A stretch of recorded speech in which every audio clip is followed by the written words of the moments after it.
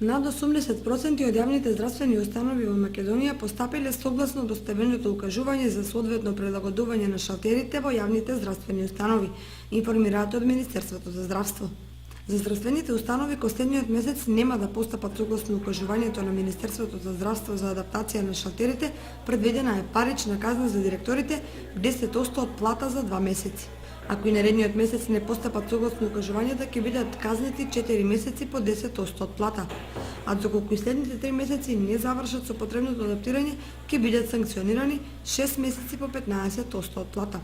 Целта е шалтерите кои даваат услуга за пациентите да бидат прилагодени на тој начин што ќе бидат отворени, транспарентни и со висина прилагодени на висината на пациентите, за да можат полесно и потранспарентно да комуницираат со давателите на шалтерските услуги.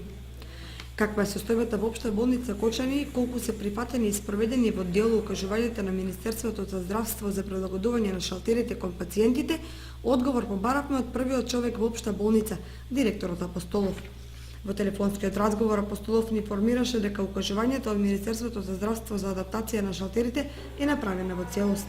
Покрај постојните 2 работи и трет шалтер се со цел на времено завршување на потребите